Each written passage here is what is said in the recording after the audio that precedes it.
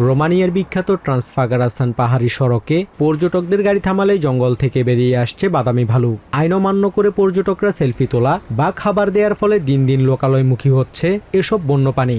গত 2 দশকে ভালুকের হামলায় প্রাণ হারিয়েছেন অন্তত 30 জন। প্রায় প্রতি সন্ধ্যায় আবর্জনার কন্টেইনারের কাছে ভালুক চলে আসে। তারা মানুষের কাছাকাছি আসতে অভ্যস্ত হয়ে গেছে, কাউকে আর ভয় পায় না। আমরা এখন আর সন্ধ্যার পর ঘর থেকে বের হই না। রাস্তায় ও লোকালয়ে মানুষের সুরক্ষায় চলতি বছর ও আগামী বছরের জন্য ভালুক নিধনের বাৎসরিক কোটা বাড়িয়ে প্রায় 900 নির্ধারণ করেছে রোমানিয়া সরকার। তবে পরিবেশবাদী ও বন্যপ্রাণী অভয়ারণ্য কর্তৃপক্ষের মতে বন্দুকের গুলিতে এই জটিল সমস্যার সমাধান মিলবে না। নতুন শিকার আইন কোনো সমাধান আনবে না। শিকারীরা মহাসড়কের পাশে আসা ভালুক শিকার করবে না। তারা মূলত বনের গভীরে গিয়ে বড় আকারের ভালুক শিকার করে ট্রফি জিততে চাইবে।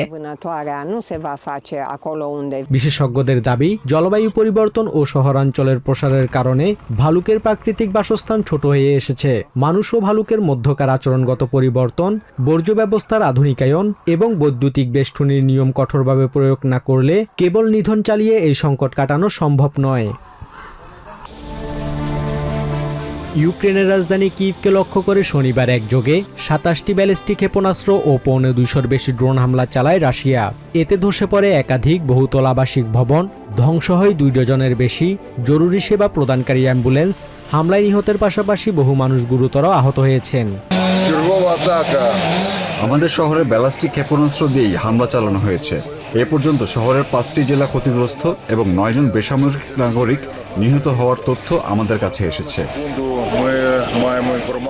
নেটো সরবরাহকৃত ইউএস প্যাট্রিয়ট এয়ার ডিফেন্স সিস্টেমের ইন্টারসেপ্টর ক্ষেপণাস্ত্রের ঘাটতি থাকায় রাশিয়ার ব্যালিস্টিক মিসাইল ধ্বংস করা অসম্ভব হয়ে পড়েছে বলে জানিয়েছেন প্রেসিডেন্ট ভলোদিমির জেলেনস্কি।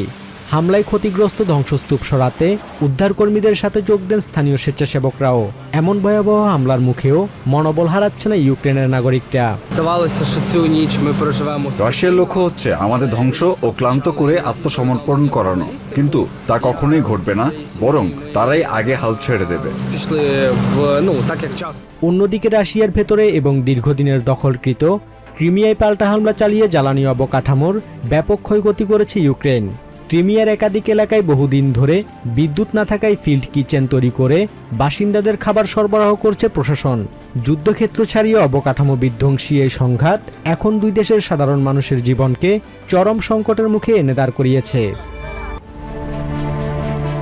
ইউরোপিয়ান ইউনিয়নের অন্যতম প্রধান স্থলসীমান্ত নর্থ আফ্রিকার স্প্যানিশ ছিটমহল সেউতা গত কয়েকদিনে মরক্কো থেকে সমুদ্র সাঁতরে এবং সীমান্ত প্রাচীর টপকে প্রবেশ করে প্রায় 50,000 মানুষ। আকস্মিক এই অনুপ্রবেশের সময় হুড়োহুড়ি এবং পানিতে ডুবে প্রাণ হারিয়েছেন অন্তত 67 জন। পরিস্থিতি সামাল দিতে সীমান্ত রক্ষাকারী বাহিনী সমুদ্রে 500 মিটারের ভাসমান বেষ্টনী বসানোর কাজ শুরু করেছে। তবে সেউতা পুলিশের সিভিল গার্ড অ্যাসোসিয়েশন দাবি করেছে এই ভাসমান বেষ্টনী সংকট মোকাবিলার জন্য একেবারেই পর্যাপ্ত নয় এবং সিদ্ধান্তটি নিতে অনেক দেরি হয়ে গেছে। এই বেষ্টনী সম্প্রসারণের পাশাপাশি সীমান্ত সুরক্ষায় জরুরি ভিত্তিতে অতিরিক্ত জনবল ও পর্যাপ্ত সরঞ্জাম সরবরাহের তাগিদ দিয়েছেন তারা। এই ভাসমান বেষ্টনী কোনো স্থায়ী সমাধান নয়। সাঁতরে খুব সহজেই এটি টপকে যাওয়া সম্ভব। সীমান্তকে কার্যকরভাবে সুরক্ষিত করতে এবং এ ধরনের মানবিক বিপর্যয় এড়াতে বেড়া আরও দীর্ঘ করা এবং আমাদের পর্যাপ্ত সরঞ্জাম দেয়া প্রয়োজন। আকস্মিক এই জনস্রোতের ধাক্কায় স্তব্ধ স্থানীয় জনজীবন, ব্যবসায়িক প্রতিষ্ঠান বন্ধ থাকা সহ চরম ক্ষতির মুখে পড়েছেন স্থানীয় বাসিন্দারা। গোয়েন্দা তথ্যের ব্যর্থতার পাশাপাশি সীমান্ত সুরক্ষায় শিথিলতার অভিযোগ তুলে সেউতার বাসিন্দারা পুলিশ ও সেনার সমন্বয়ে স্থায়ী কঠোর পাহারার দাবি জানিয়েছেন। বিগত 2 দিন আমাদের দোকানপাট বন্ধ ছিল। আমরা ব্যবসায়িক ক্ষতির মুখে পড়েছি। পরিস্থিতি কিছুটা শান্ত হলেও রাস্তায় বের হতে এখনো ভয় লাগছে। আমাদের নিরাপত্তা নিশ্চিত করতে পুলিশ ও সেনাবাহিনীর স্থায়ী উপস্থিতি দরকার। স্প্যানিশ সরকারের দাবি প্রবেশের পরপরই কৌশলগত পদক্ষেপে প্রায় 48,000 অভিবাসন প্রত্যাশীদের ফেরত পাঠানো সম্ভব হয়েছে। এছাড়া উপকূল জুড়ে নৌঘাটির টহল জোরদার করা হয়েছে। তবে স্পেনের অভিবাসন নিয়ে সামাজিক মাধ্যমে ছড়ানো গুজব আর মরক্কো সহ নর্থ আফ্রিকার অর্থনৈতিক দৈন্যের কারণে ঘটে যাওয়া এই নজিরবিহীন ঘটনা সেউতা অঞ্চলকে ভূরাজনৈতিক আলোচনার নতুন কেন্দ্রে নিয়ে এলো।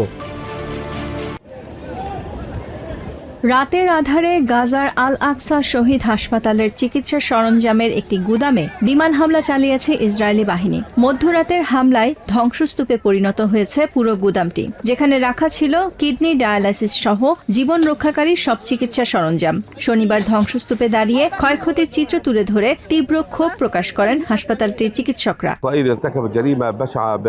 গতরাতে দখলদার বাহিনী আল আকসা হাসপাতালের একটি চিকিৎসা সামগ্রীর গুদামে হামলা চালিয়ে তা সম্পূর্ণ ধ্বংস করে দিয়েছে।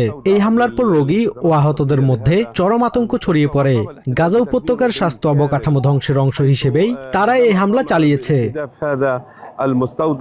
এদিন সকাল হতেই স্পষ্ট হয়ে ওঠে পুরো ধ্বংসযজ্ঞের চিত্র। দেইর আল বালাহের এই হাসপাতালটির পাশেই ছিল বাস্তুচ্যুতদের তাঁবু। বোমার আঘাতে ধ্বংস হয়েছে পাশে থাকা তাঁবুগুলো। হাসপাতাল সংলগ্ন এলাকাটি নিরাপদ জোন হিসেবেই আমরা জানতাম, অথচ এখানেও কোনো নিরাপত্তা নেই। গভীর রাতে সবার মাঝে আতঙ্ক ছড়িয়ে পড়ে। হামলার মাত্র 10 মিনিট আগে কোনো মতে প্রাণ হাতে নিয়ে বেরিয়ে আসি আমরা। শুক্রবার প্রেসিডেন্ট ট্রাম্পের নেতৃত্বাধীন বোর্ড অফ পিস গাজায় ইসরায়েলকে সামরিক অভিযান বন্ধের আহ্বান জানায়। হামাস তাদের অস্ত্র সমর্পণে সম্মত হয়েছে জানিয়ে সংস্থাটির প্রত্যাশা খুব দ্রুতই শান্তি পরিকল্পনার দ্বিতীয় ধাপের বাস্তবায়ন শুরু হবে। কিন্তু দখলদার বাহিনী আন্তর্জাতিক আহ্বানকে তোয়াক্কা না করে গাজায় একের পর এক প্রাণঘাতী হামলা করেই যাচ্ছে। টানা দ্বিতীয় দিনের মতো আল আকসা হাসপাতালে চালানো এই হামলা শান্তি প্রতিষ্ঠায় তেল আভিভের সদিচ্ছার অভাবকেই আরও স্পষ্ট করল। ইরানে প্রেসিডেন্ট ট্রাম্পের ব্যাপক পরিসরের সামরিক পদক্ষেপের নির্দেশনা ঘিরে অঞ্চল জুড়ে নতুন করে বড় সংঘাতের আশঙ্কা দেখা দিয়েছে। সিবিএস নিউজের তথ্য মতে ইরানের বিদ্যুৎ ও জ্বালানি অবকাঠামোগুলো লক্ষ্য করে এই হামলার পরিকল্পনা করা হয়েছে। শনিবার ওয়াশিংটনের বরাতে বিভিন্ন প্রতিবেদনে বলা হয়, বৈশ্বিক বাজারে অর্থনৈতিক প্রভাব সীমিত রাখতে সোমবারের মধ্যে এই অভিযান শেষ করার আলোচনা হলেও চূড়ান্ত সিদ্ধান্ত এখনও মেলেনি। সিএনএন ও এবিসি নিউজ জানায়, হামলায় ইসরায়েলের সরাসরি অংশগ্রহণ থাকবে কিনা তা এখনও স্পষ্ট নয়। ক্যাম্প ডেভিডের মন্ত্রিসভার বৈঠকেই এই হামলার গতি প্রকৃতি নির্ধারণ করা হয়েছে বলে জানা গেছে। প্রেসিডেন্ট ট্রাম্পের লক্ষ্য ইরানকে আত্মসমর্পণ করতে বাধ্য করা। এ লক্ষ্যে ইতিমধ্যেই ইরান জুড়ে জোরালো বিমান হামলার প্রস্তুতি সম্পন্ন করেছে আমেরিকান বাহিনী। Iran is doing very poorly. Just in case you read incorrect stories, they're doing very, very poorly. They're having a hard time. এদিকে শুক্রবার রাতে ইরানে ইউএস হামলার খবর না এলেও মধ্যপ্রাচ্য জুড়ে আমেরিকান স্বার্থে পাল্টা আঘাত অব্যাহত রেখেছে আইআরজিসি। শনিবার সকাল থেকে কুয়েতের আহমেদ আল জাবের ও বাহরাইনের শেখ ইসা বিমান ঘাঁটিতে ড্রোন ও ক্ষেপণাস্ত্র ছুড়েছে তারা। এছাড়া ওমান উপকূলে হরমুজ প্রণালীতে আমেরিকান নিরাপত্তায় থাকা দুটি তেলবাহী ট্যাঙ্কার লক্ষ্য করেও হামলা চালানো হয়। কুয়েত বাহিনী বেশ কিছু ড্রোন ভূপাতিত করার কথা জানালেও ইরানে সামরিক বাহিনীর অভিযোগ আমেরিকাই এই অঞ্চলে উত্তেজনা বাড়িয়েছে। তাই আঞ্চলিক দেশগুলোকে ওয়াশিংটনের সঙ্গে সহযোগিতা না করার হুঁশিয়ারি দিয়েছে তারা। চলমান এই চতুর্মুখী হামলা ও সংঘাতের মুখে মধ্যপ্রাচ্য অবস্থানরত আমেরিকানদের চলাচলে কড়াকড়ি আরোপ করা হয়েছে। অঞ্চলটি থেকে অবিলম্বে দেশে ফেরা কিংবা জরুরি পরিস্থিতি মোকাবেলায় প্রস্তুতি নিতে মধ্যপ্রাচ্যের অন্তত 10টি দেশের আমেরিকান দূতাবাস একযোগে নাগরিকদের সতর্কবার্তা পাঠিয়েছে।